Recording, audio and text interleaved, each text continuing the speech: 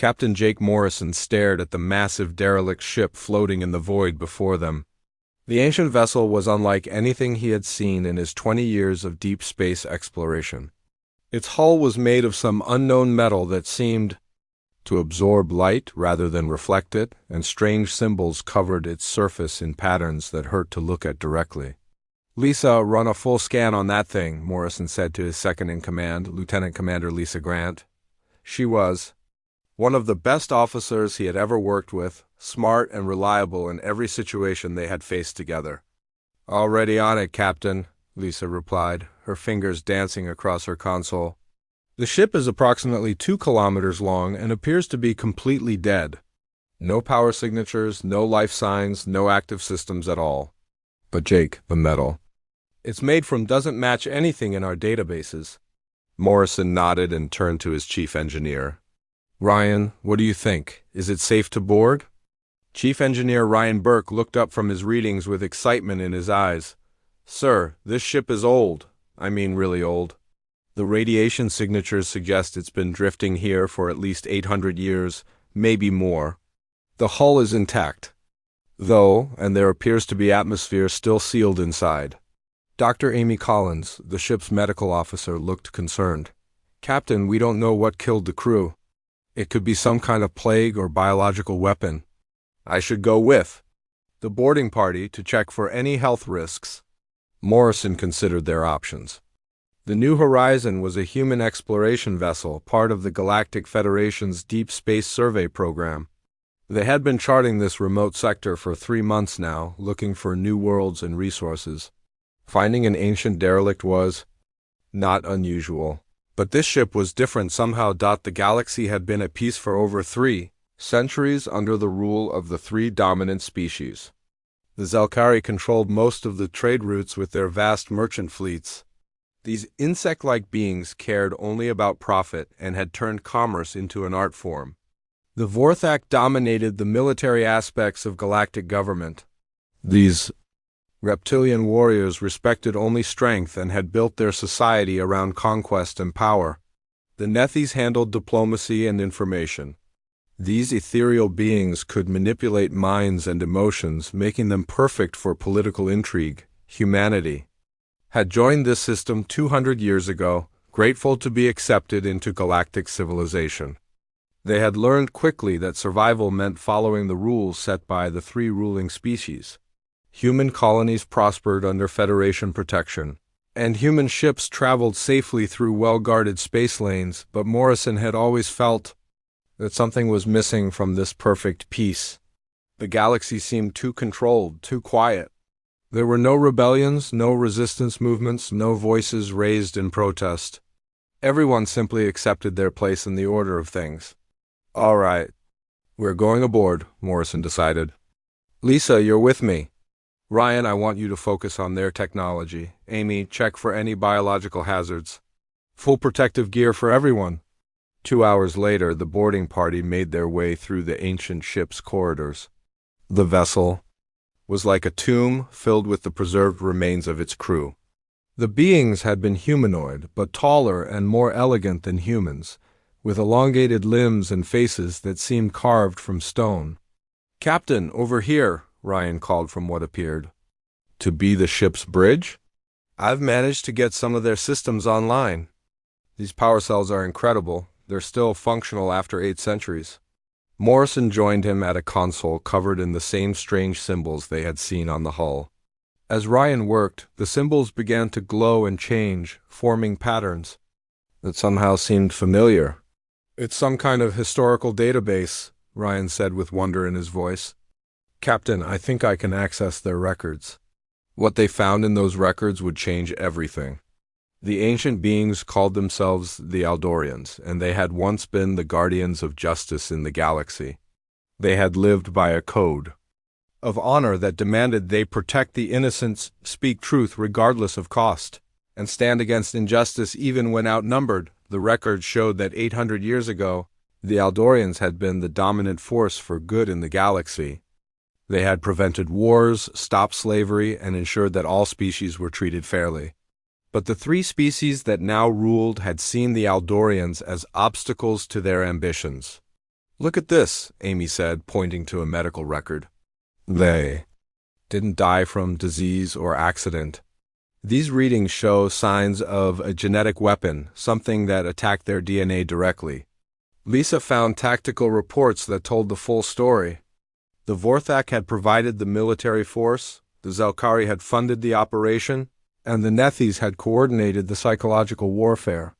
Together, they had systematically eliminated the Eldorians from the galaxy, but the most shocking discovery came from the navigation logs. There was a hidden colony, a place where the last Eldorians had fled to escape the genocide.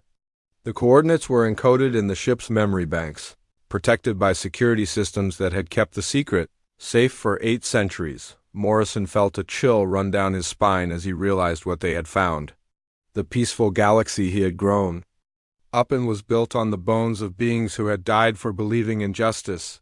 The 3 ruling species had murdered an entire civilization to maintain their power. "Captain," Lisa said quietly, "we need to report this to Federation Command." Morrison nodded, but something in his gut told him that reporting this discovery would be a mistake. The human representatives in the Federation had learned to survive by not asking difficult questions. Admiral Helen Carter, who commanded the human fleet, had built her career on following orders and keeping humanity's place in the galactic order secure. When they returned to the New Horizon, Morrison sent his report to Federation Command as required. The response came back within hours, and it was exactly what he had feared. "Destroy all evidence of the discovery immediately," Admiral Carter's message read. "The derelict ship contains dangerous technology that could destabilize galactic peace. You are ordered to use nuclear charges to completely vaporize the vessel and never speak of this matter again." Morrison stared at the message for a long time. He thought about the Eldorians who had died for their principles, and the colony that might still be out there waiting for someone to find them. He thought about the galaxy's hidden history and the price of the peace they all enjoyed. Then he looked at his crew, good people who had signed up to explore the unknown and make the galaxy a better place. They were watching him, waiting for his decision. Morrison deleted the message and turned to Lisa. "Plot a course for those coordinates. We're going to find the survivors." The New Horizon traveled through hyperspace for 3 days before reaching the hidden system. Morrison had kept his crew on minimum communications, knowing that Federation ships monitored all transmissions. He trusted his people completely, but he also knew that what they were doing could be seen as treason by the galactic government. When they dropped out of hyperspace, they found themselves in a system with 2 yellow stars and 7 planets. The 3rd planet glowed with the blue and green colors of life, protected by a massive energy shield that surrounded the entire world.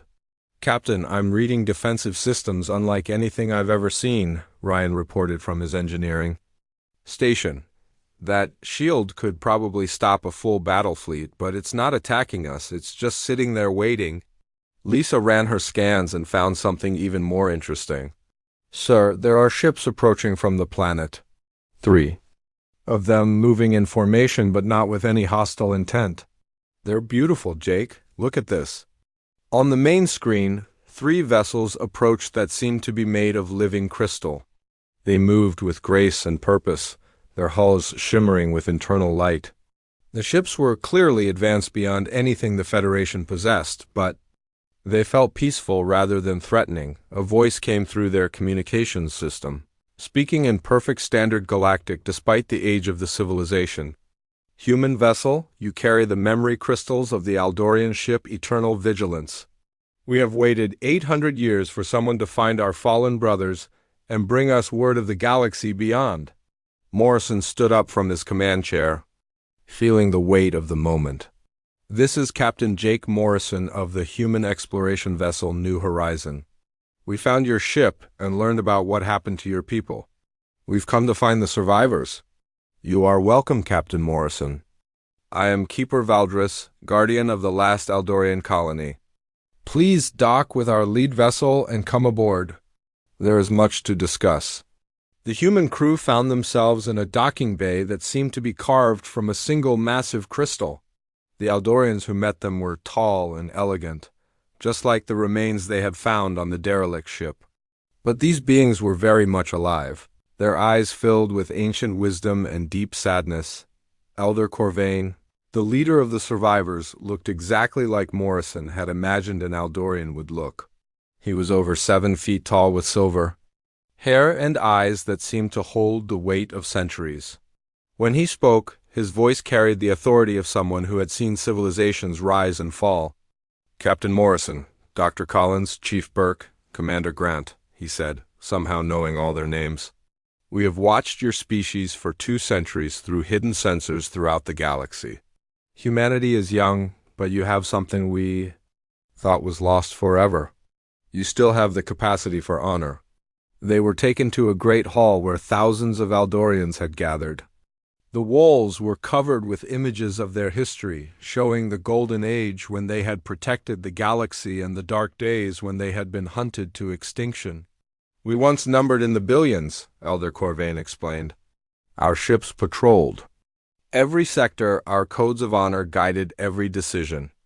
We believed that all beings deserve freedom and justice. We were wrong to think that everyone shared this belief." Amy leaned forward, her medical training making her focus on the practical problems.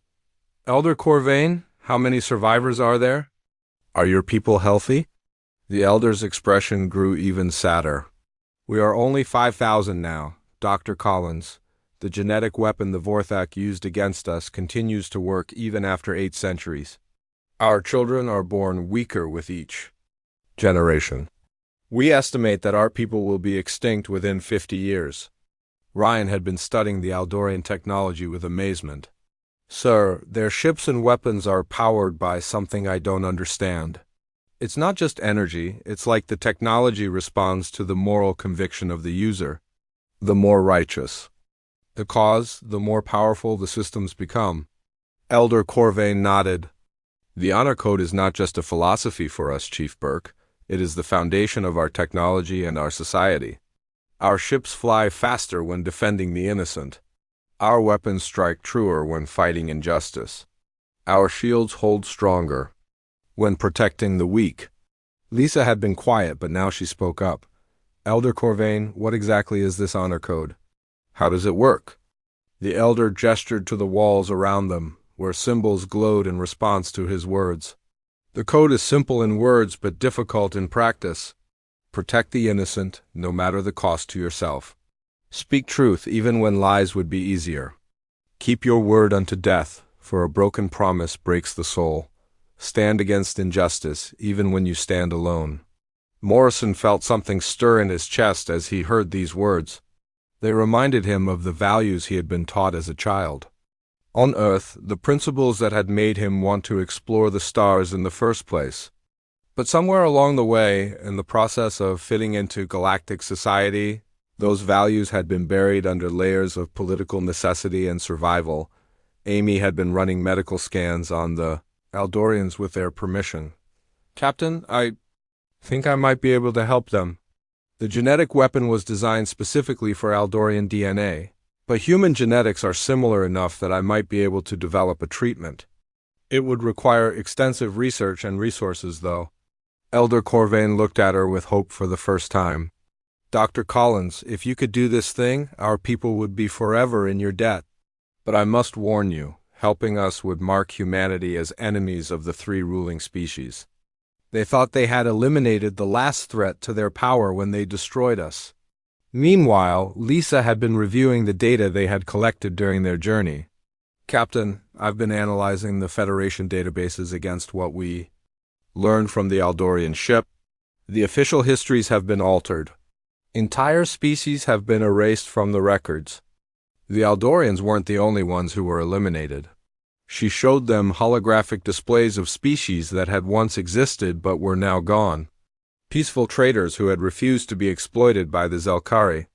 Warrior races who had stood against Vorthak expansion. Diplomatic species who had seen through Nethi's manipulation. All of them had been systematically destroyed or enslaved. "The current galactic peace is built on the bones of anyone who dared to resist," Lisa said quietly. "Billions of beings have died to maintain the order we've all accepted as normal." Ryan had been working with Aldorian engineers to understand their technology. Captain, if Dr. Collins can cure their genetic weapon, and if we can learn to use their honor-based technology, we might actually be able to fight back. But it would mean abandoning everything we've built in the Federation. Elder Corvain stood up, his presence filling the great hall. Captain Morrison, we offer you a choice. You can return to your Federation, report that you found nothing, and live your lives in the peace that others have paid for. Or you can stay and learn the true cost of honor. Morrison looked at his crew. Amy was already working on genetic samples, determined to save the Aldorians. Ryan was deep in conversation with their engineers about technology that could change everything. Lisa was documenting the evidence of galactic genocide with the thoroughness of someone who planned to use it. Elder Corvain, Morrison said, teach. US your code, show us how to use your technology. Help us understand what real honor means. The elder smiled for the first time since they had met. Then you will stay and learn, Captain Morrison. But know this, once you embrace the honor code, there is no going back. You will see injustice where you once saw order. You will hear the cries of the oppressed where you once heard silence. You will stand against overwhelming odds because it is right, not because you can win. Morrison nodded, feeling the weight of the decision settle on his shoulders. We understand, Elder Corvain. Teach us. As the Aldorians began to share their knowledge with the humans, none of them knew that Federation sensors had detected the New Horizons' disappearance. Admiral Helen Carter was already preparing a battle fleet to find her missing ship and deal with whatever threat it might have discovered. The real test of honor was about to begin. 2 weeks had passed since the New Horizon arrived at the hidden Aldorian colony. Morrison and his crew had been learning the honor code under Elder Corvain's guidance, but their peaceful training was about to be interrupted by harsh reality. The call came through on emergency frequencies while Amy was working in the medical bay with Aldorian healers. A ship had been detected approaching the system, broadcasting distress signals in 17 different languages. Lisa rushed to the bridge where Morrison was studying Aldorian tactical manuals. Captain, there's a vessel requesting immediate assistance, she reported, her voice tight with concern. It's a Zelkari transport, but the passengers are from multiple species. They're saying they're under attack. Morrison frowned as he looked at the sensor readings. How did they find this system? The location is supposed to be secret. Elder Corvain appeared on the bridge, his expression grave. Captain, that vessel is not what it appears to be. It is a slave ship belonging to the Zelkari merchant houses. The beings aboard are not passengers, they are cargo being transported to labor camps. The truth hit Morrison like a physical blow. The Federation's peaceful trade routes depended on slave labor from conquered worlds. He had always assumed that. The workers in the outer systems were volunteers or contract employees, but now he understood the real foundation of galactic prosperity. Sir, they're requesting permission to approach, Lisa said. Their engines are damaged and they claim to be carrying wounded civilians. Morrison felt the weight of the honor code pressing on his conscience. The logical choice was to stay hidden and let the ship pass by. The New Horizon was just one small vessel, and revealing their position would endanger the entire Aldorian colony. But the code demanded that he protect the innocent, even at great personal cost. Ryan, how long would it take to modify our weapons with Aldorian technology? Morrison asked. Captain, I've been working on that for days, Ryan replied. The honor-based systems are incredible. Our weapons would be 10 times more effective, but only if we're fighting for the right reasons. If we attack that ship to save slaves, the technology will respond to our moral conviction. Amy joined them on the bridge, her medical tricorder in hand. Jake, I've been monitoring the ship's life signs. There are over 300 beings aboard, and most of them are showing signs of severe malnutrition and abuse. They're definitely not willing passengers. Morrison looked at Elder Corvain, who nodded solemnly. Captain, this is your first real test of the honor code. Will you risk everything to save beings you have never met? The decision was easier then. Morrison had expected, all hands to battle stations. We're going to free those slaves. The New Horizon moved out from behind the planet's shield, its weapons charged with Aldorian technology. As they approached the Zelkari vessel, Morrison could see the fear in the slave ship captain's eyes. The insectoid Zelkari had never encountered anyone willing to interfere with their profitable trade. "Unknown vessel, you are in violation of Federation commercial law," the Zelkari captain transmitted. "These beings are legally contracted workers. Any interference will result in severe penalties." "This is Captain Morrison of the New Horizon," Jake replied. "You are transporting slaves. Against their will. Release them immediately or face the consequences." The Zelkari captain's response was to power up his weapons and call for reinforcements. But when the shooting started, the results were unlike anything Morrison had ever seen. The New Horizon's weapons, powered by the righteousness of their cause, cut through the slave ship's defenses like they were made of paper within minutes. The Zelkari vessel was disabled and its crew was surrendering. Morrison led a boarding party to free the slaves, finding hundreds of beings from dozens of species crammed into cargo holds like animals. The sight filled him with a cold rage that made the Aldorian weapons respond even more powerfully. Among the freed slaves was a young being from a species Morrison had never seen before. Her name was Kira, and she had been captured when the Vorthak conquered her homeworld. Through broken Standard Galactic, she told them about the systematic destruction of her people and the enslavement of the survivors. "My people fought the Vorthak for 3 years," Kira said, her voice filled with pride despite her circumstances. "We had no weapons that could match theirs, but we never stopped fighting. They had to kill 9 out of every 10 of us before the rest would surrender." Amy worked tirelessly to treat the injuries and malnutrition of the freed slaves. Many of them had never seen anyone willing to help them without expecting something in return. The concept of honor was so foreign to them that they initially refused to believe the humans were acting without ulterior motives. Meanwhile, back on Earth, Admiral Helen Carter was dealing with a crisis. The New Horizon had been missing for 3 weeks, and the Federation Council was demanding answers.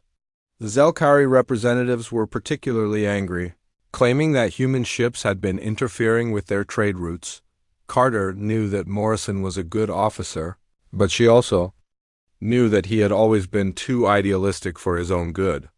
She decided to send Captain Steve Hamilton and the battleship Terra's Pride to find the missing ship and bring Morrison back to face judgment. Hamilton was everything Morrison was not, a book officer who followed orders without question.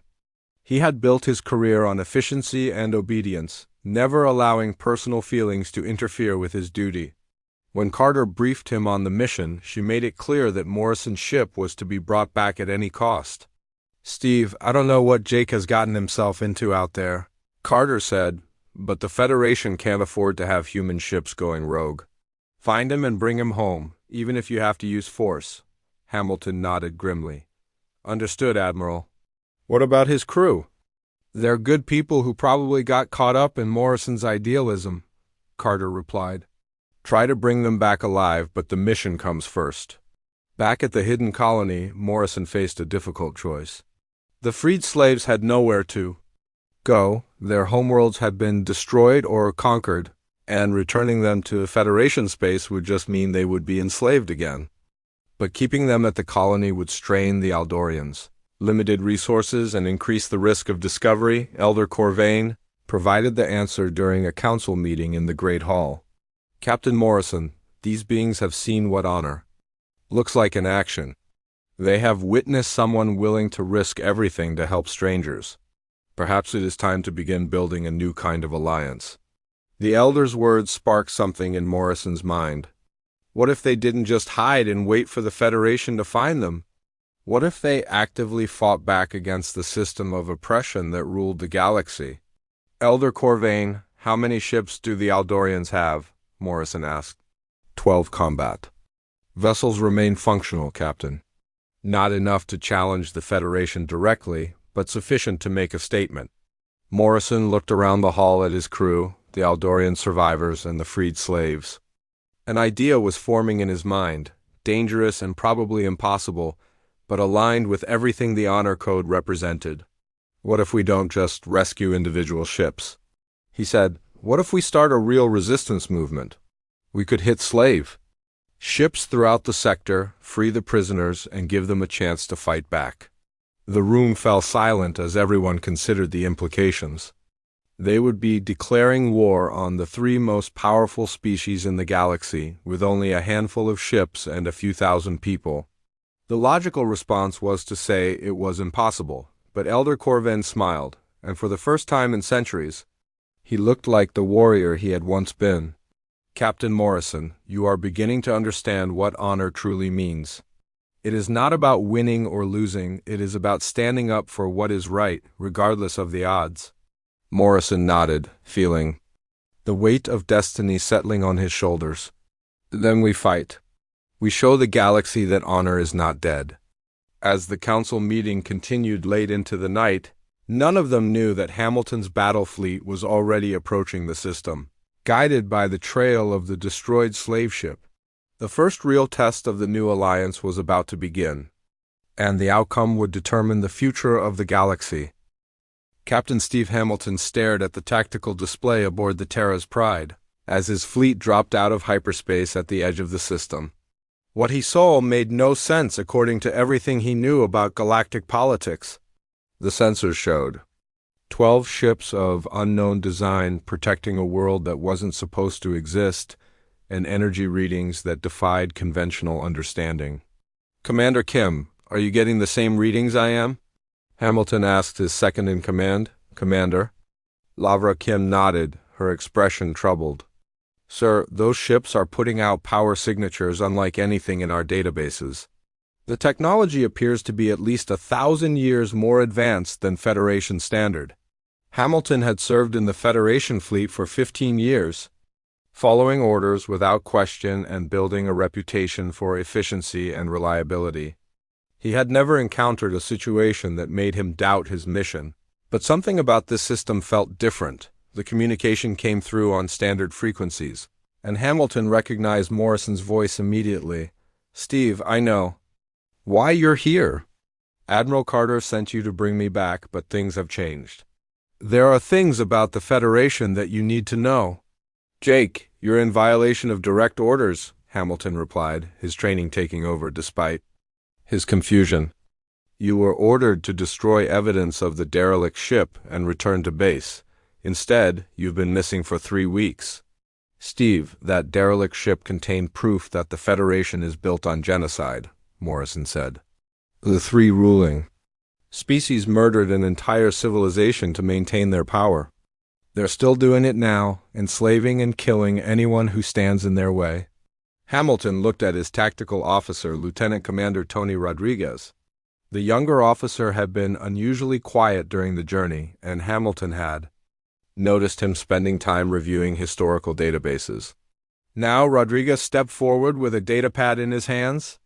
Captain, I've been researching Captain Morrison's claims, Rodriguez said carefully. There are inconsistencies in the official histories. Species that are mentioned in early records but then disappear completely with no explanation. That's not our concern, Commander, Hamilton replied, but his voice lacked conviction. Our orders are to retrieve the New Horizon and return to Federation space. Before Rodriguez could respond, the situation became more complicated. A massive Vorthek war fleet dropped out of hyperspace on the opposite side of the system. 50 heavy cruisers and battleships appeared in perfect formation, their weapons already charging for battle. The Vorthek fleet commander, War Leader Thrax, broadcast on all frequencies. Human vessels, you will surrender immediately or be destroyed. The beings you are protecting are enemies of galactic peace and must be eliminated. Hamilton found himself caught between his orders and a situation that was rapidly spiraling beyond his control. He had been sent to arrest one rogue human ship, but now he was facing a choice between fighting alongside Morrison against the Vorthak or following Federation protocol and standing aside while allies were destroyed. Captain Hamilton, came Elder Corvain's voice over the communications system. I am the leader of the Aldorian survivors. Your Captain Morrison has learned the truth about galactic history. The choice before you now is the same choice we faced 800 years ago: stand for justice or accept injustice for the sake of peace. The battle began before Hamilton could make his decision. War leader Thrax had no patience for human politics and ordered his fleet to attack both the Eldorian ships and the human vessels. The Vorthak had spent centuries building their reputation on overwhelming force, and they saw no reason to change tactics now. What happened next shocked everyone involved. The 12 Eldorian ships moved with impossible grace and speed, their weapons cutting through Vorthak shields like they were made of paper.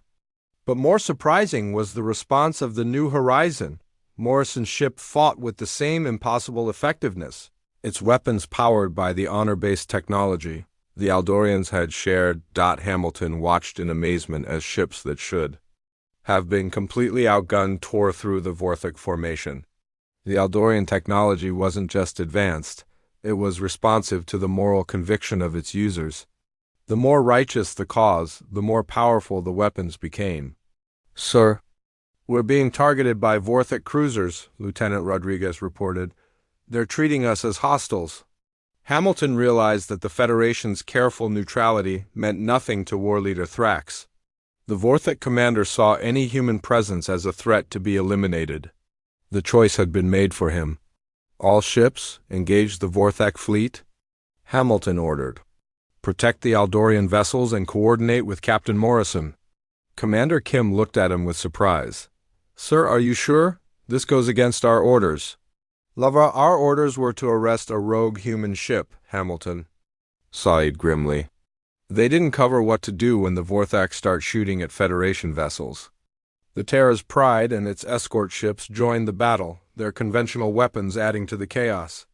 But Hamilton quickly realized that his fleet was outmatched by Vorthak technology.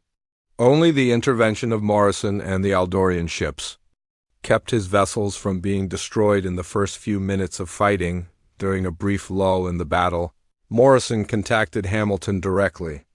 "Steve, I know this is confusing, but you need to understand what's really happening here. The Federation isn't what we thought it was."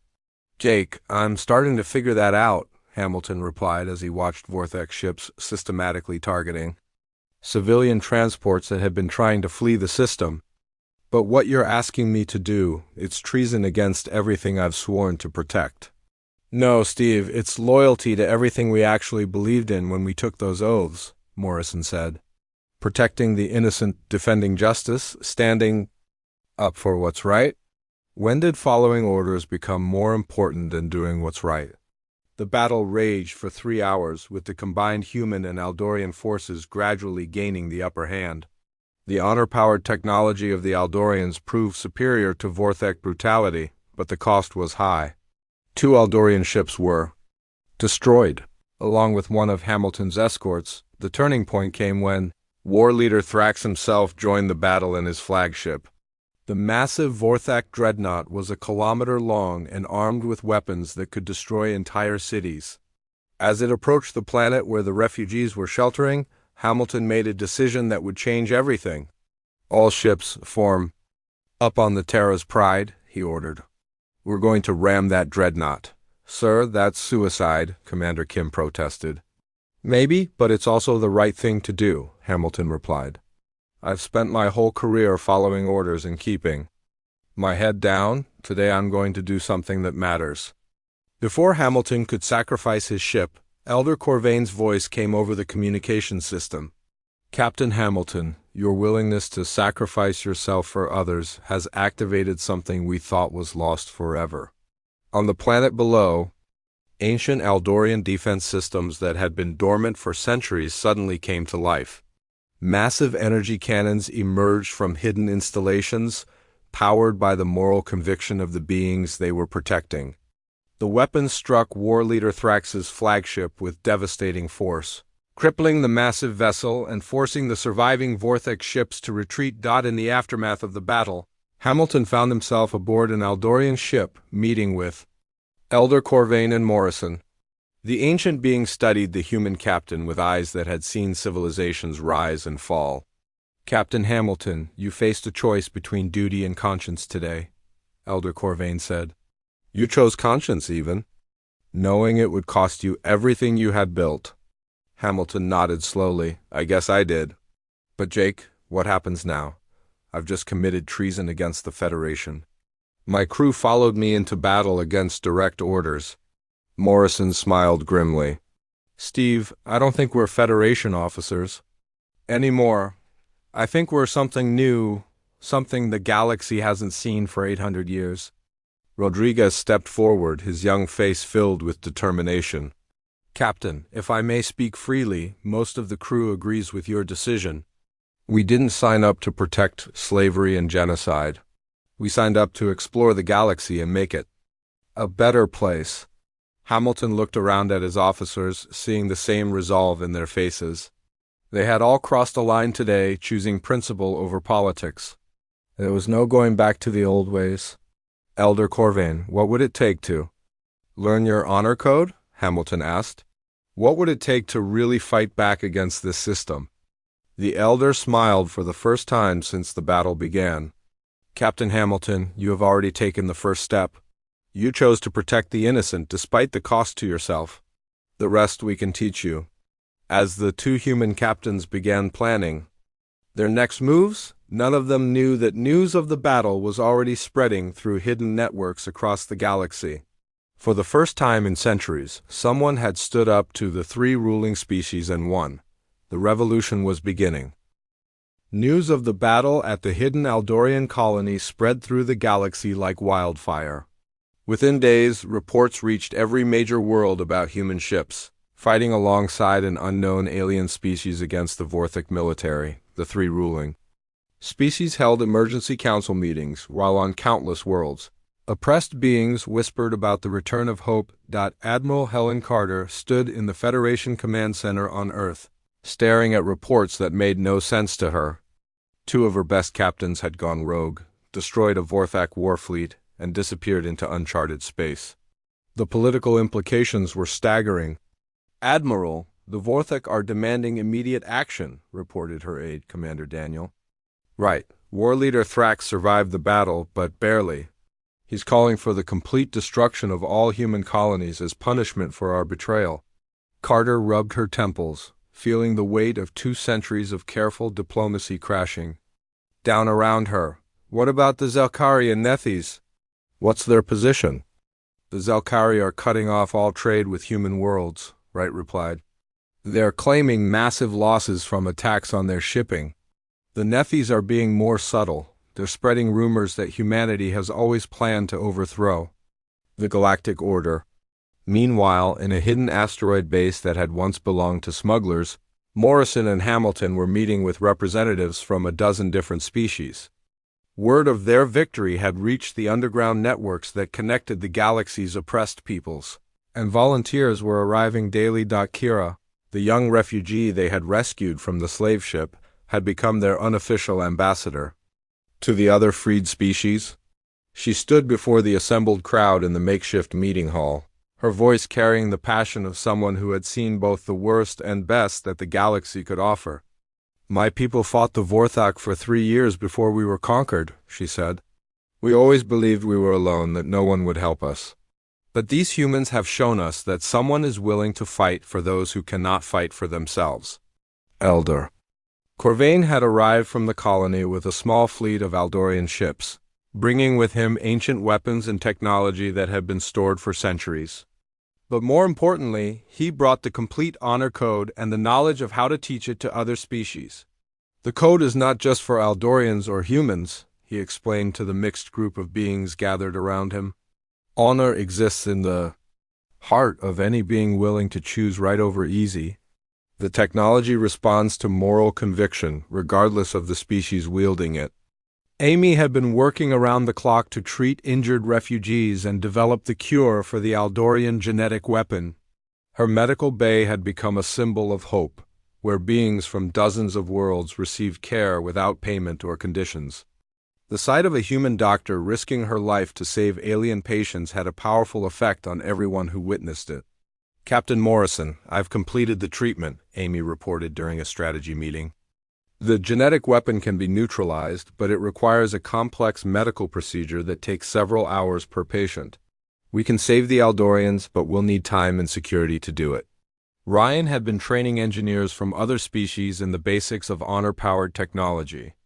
The learning curve was steep, but some of the alien engineers were beginning to understand the connection between moral purpose and technological effectiveness. "Sir, we've got 15 ships now that can use the enhanced weapons systems," Ryan reported. "It's not much against the combined fleets of the three ruling species, but it's a start." The real breakthrough came when Tony Rodriguez returned from a recruitment mission to the outer colonies.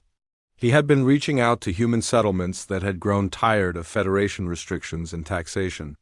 What he brought back was more than anyone had expected. "Captain, we've got a problem," Rodriguez said with a grin that suggested the problem was actually good news. "There are human colonies throughout the Outer Rim that want to join us. We're talking about millions of people who are ready to break away from the Federation."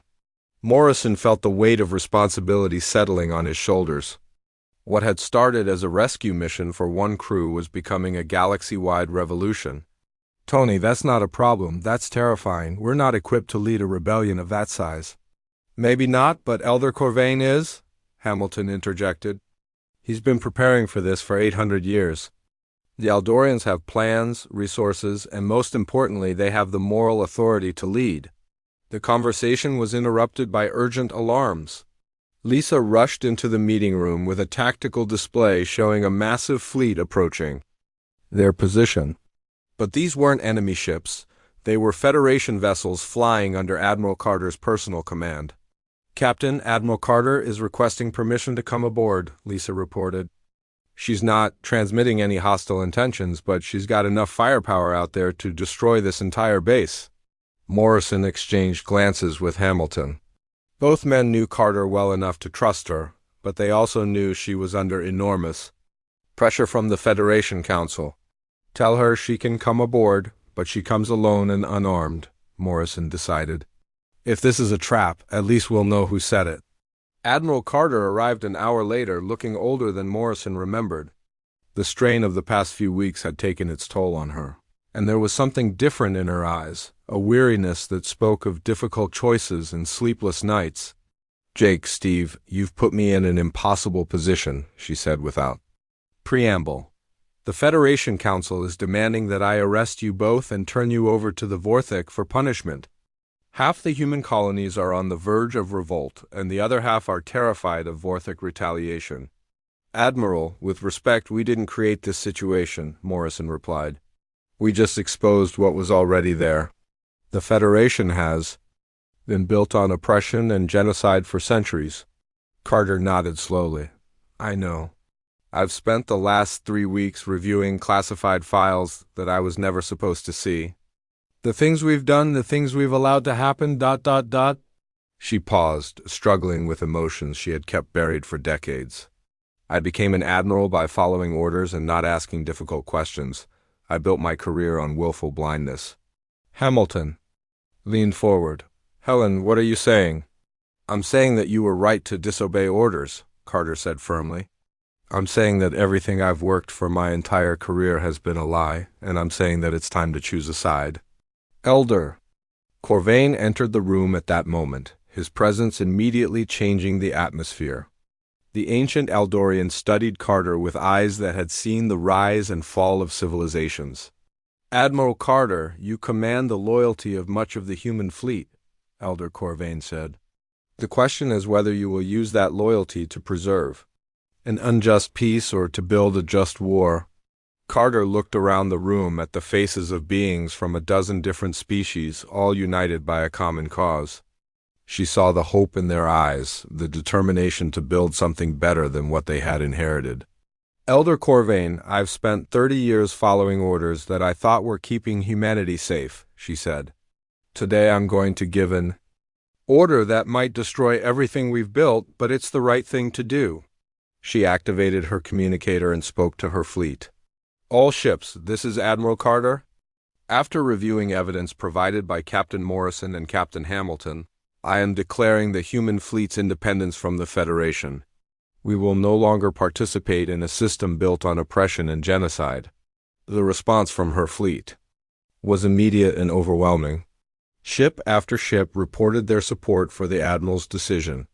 There were a few vessels that chose to return to Federation space, but the vast majority stayed with Carter. "Admiral, what about Earth?" Rodriguez asked. "What about the human colonies that depend on Federation protection?" Carter smiled grimly. "Commander, I think it's time Earth learned to protect itself. And I think the colonies are about to discover that they're stronger than they ever imagined."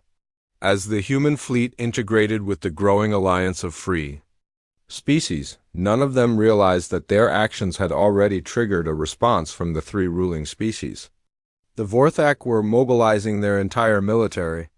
The Zelkari were calling in mercenary fleets from across the galaxy.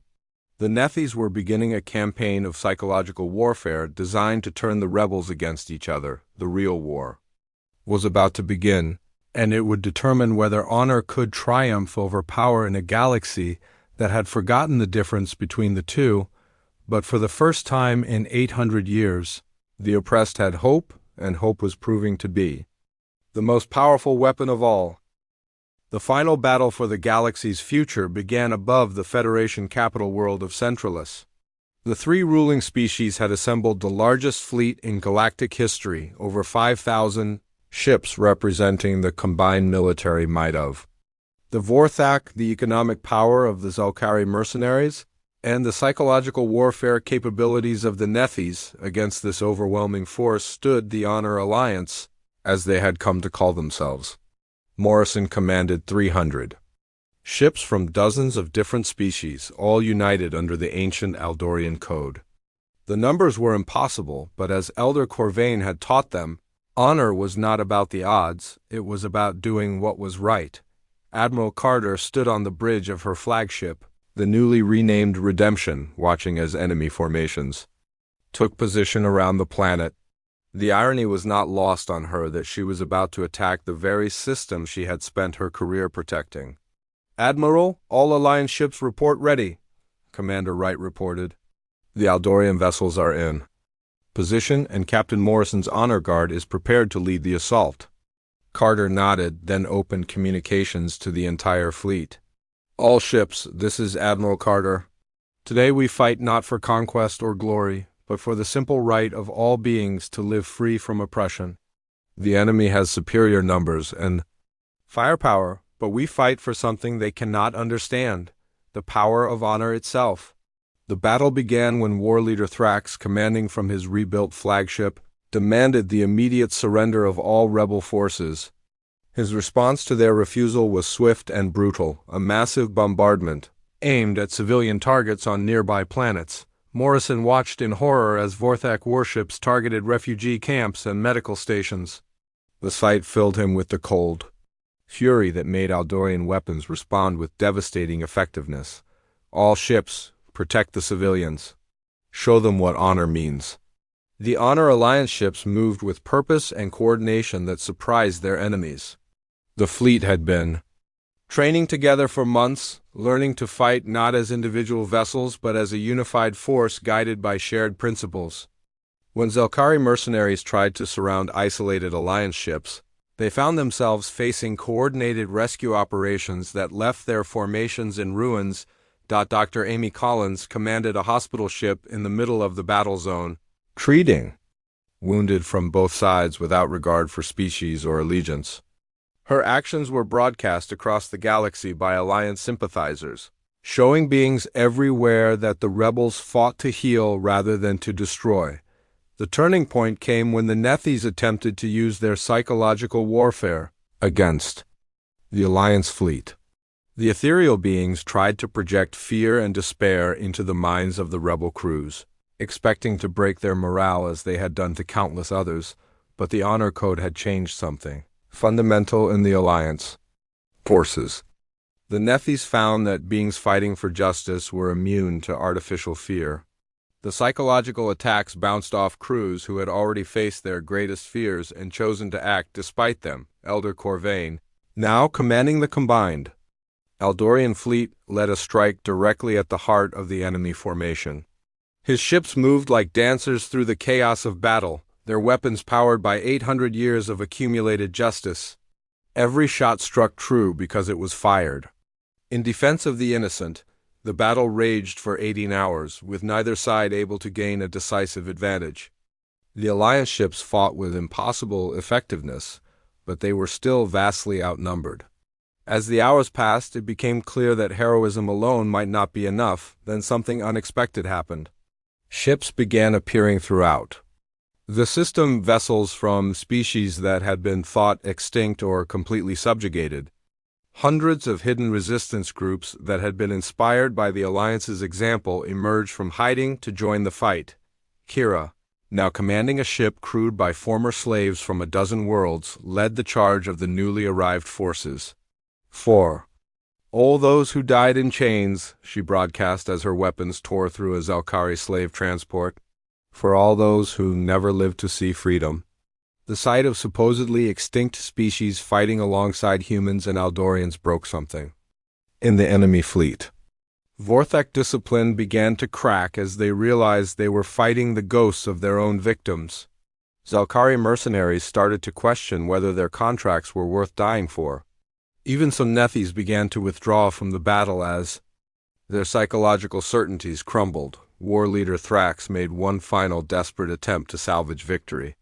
He ordered his flagship to ram the planet's surface, planning to destroy the Federation capital and blame the Alliance for the deaths of billions. Morrison saw the Vorthek dreadnought beginning its suicide run and made the same choice Hamilton had made weeks earlier. "All ships, form up on the New Horizon. We're going to stop that ship or die trying." But before Morrison could sacrifice himself, the most unexpected intervention of all occurred. Ships began emerging from hyperspace bearing the colors of the three ruling species, but these vessels immediately opened fire on their own fleets, progressive Vorthak commanders, who had grown tired of meaningless conquest. Zelkari traders who wanted to build an economy based on fairness rather than exploitation. Nethys philosophers who believed their people had lost their way.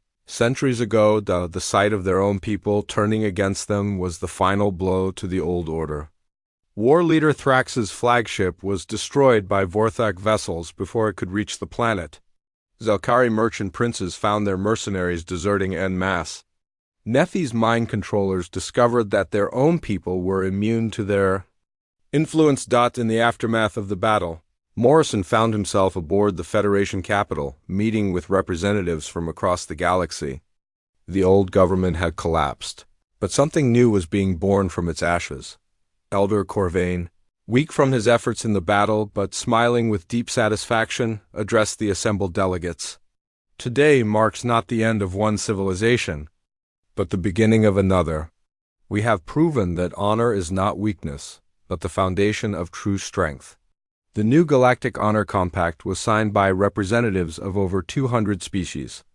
The document was simple but revolutionary. It established that all beings had the right to freedom, that strength should serve justice rather than dominate it, and that truth should guide diplomacy rather than deception. Admiral Carter was elected as the first Supreme Commander of the new galactic government, but she insisted that the title was temporary. "The goal is not to replace one ruling class with another," she said. "The goal is to build a system where power serves the people, not the other way around."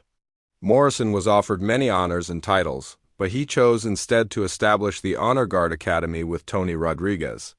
Young beings from across the galaxy came to learn the principles that had transformed a small group of rebels into the liberators of an entire galaxy. Amy continued her medical work, now leading a galaxy-wide effort to heal the wounds left by centuries of oppression. Her hospital ships became symbols of hope, showing that the new order was dedicated to preserving life rather than destroying it. Ryan worked with engineers from dozens of species to develop new technologies based on honor rather than power. The weapons of war were gradually converted into tools of peace as the galaxy learned to build rather than conquer. The transformation was not easy or quick. There were setbacks, rebellions from those who preferred the old ways, and moments when it seemed like the Alliance might fracture under the weight of its own idealism. But each crisis was met with the same response that had started it all: ordinary beings choosing to do what was right rather than what was easy. Years later, As Morrison stood in the memorial hall dedicated to Elder Corvain and the fallen Eldorians, he reflected on how much had changed. Ships traveled safely through space that had once been ruled by pirates and slavers. Children grew up on worlds where they learned about justice and honor instead of submission and fear.